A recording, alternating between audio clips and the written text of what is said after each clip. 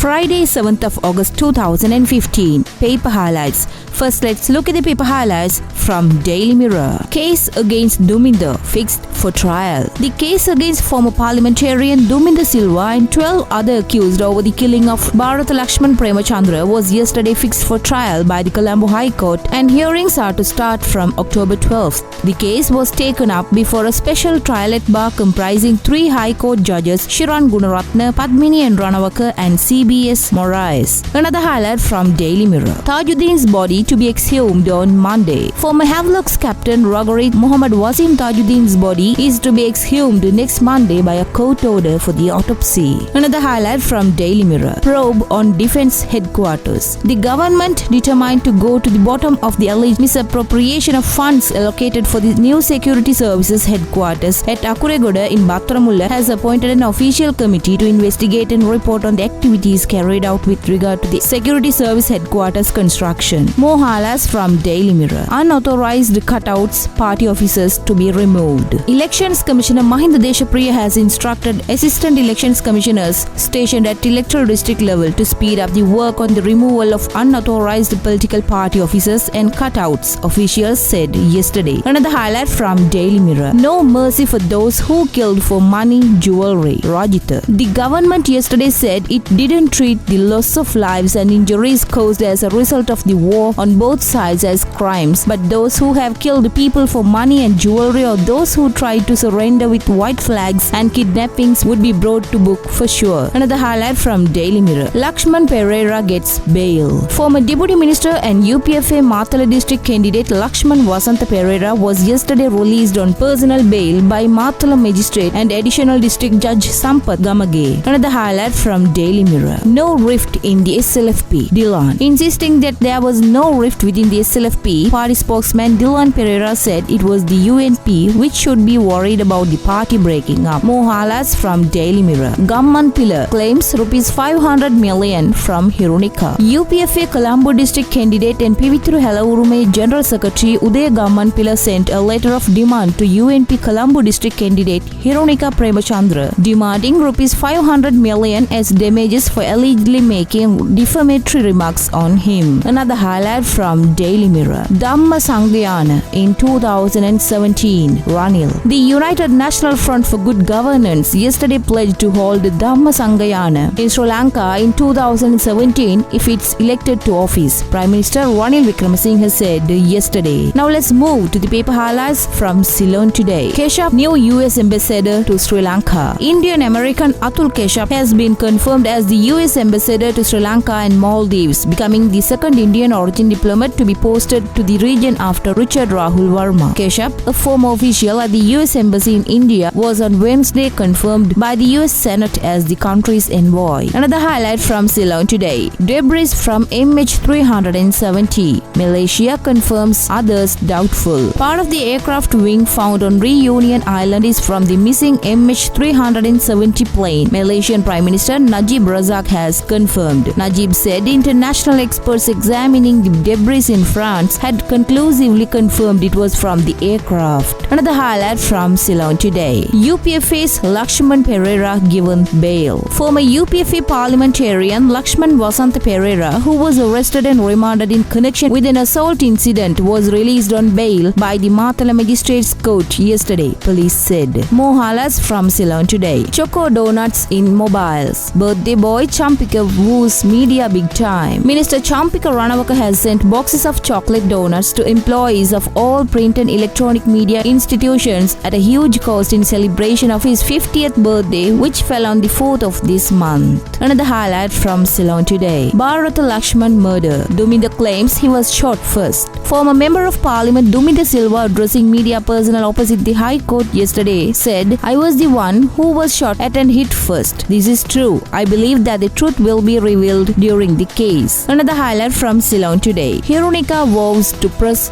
for justice. United National Party candidate Hirunika Premachandra, addressing journalists in the outer premises of the High Court, Colombo, said yesterday that former parliamentarian Duminder Silva has no political power now and is the same as any average person. Another highlight from Ceylon today. Death beset by suspicious circumstances. Court orders to exhume Tajuddin's body. Colombo Additional Magistrate Nishantha Paris yesterday gave permission to exhume the body 3 years after interment of rugby player Mohammad Wasim Tajuddin, who was brutally assaulted and killed, and also to conduct another post-mortem examination on his body. Tajuddin's remains interred at the Dehiwala Mohideen Juma Mosque burial grounds will be exhumed on 10th August. Another highlight from Ceylon today. Embassies reject visas for Avant-Garde bus. Lawyers for Nisanka Senadipati, owner of the Avant-Garde company that maintained the floating armory in Gaul, informed Additional Magistrate of Colombo Nishantha Paris yesterday that some embassies had rejected granting their client a visa. Now let's move to the paper highlights from Daily News. Full-scale probe into Defence HQ project. Investigations to be carried out based on findings of expert committee. The Cabinet of Ministers decided to initiate a full-scale investigation into the firm that was offered the contract of providing consultancy services for the Security Services Headquarters construction project in Akuregoda, Battaramulla. The investigations are to be carried out based on findings of the expert committee appointed by the Cabinet, and legal action is to be executed based on the such recommendations. Another highlight from Daily News. PM directs nearly rupees 2 billion in payments to tea smallholders before August 10th. Prime Minister Ranil Wickremesinghe has directed the officials to ensure that funds amounting to nearly rupees 2 billion provided to tea factory owners under the recommended fair price for green leaf is fully paid out to tea smallholders supplying green leaf before August 10th. A press release issued by the Government Information Department states the government, on the recommendation of Prime Minister Wickremesinghe, had recommended the payment of rupees 80 per kilo of green leaf as a fair price to protect and safeguard tea smallholders. More highlights from Daily News. Former UPFA MP granted bail. Matala Magistrate Sampath Gamage yesterday released on bail former Matala District UPFA MP Lakshman Vasantha Pereira. While releasing him on two sureties of rupees 250,000 each, the court ordered him to appear before courts on August 12th. Another highlight from Daily News. I have never supported Elam cows. Vijayakala Maheswaran. Deputy Women's Affairs Minister Vijayakala Maheswaran, while insisting that her vehicle didn't carry a poster exhibiting the Tamil Elam map, yesterday said that she has never supported the call for Tamil Elam. Maheswaran, in a media release over the complaint which is said to have been made to the Elections Commissioner, said she has never used such a vehicle for her election-related activities. Another highlight from Daily News. SLFP suspects conspiracy. The Sri Lanka Freedom Party yesterday expressed its suspicions of a conspiracy to set up a dictatorial government as a recent murders in Kotahena and Wattala go to show that there is connection between the underworld and government higher-ups. Another highlight from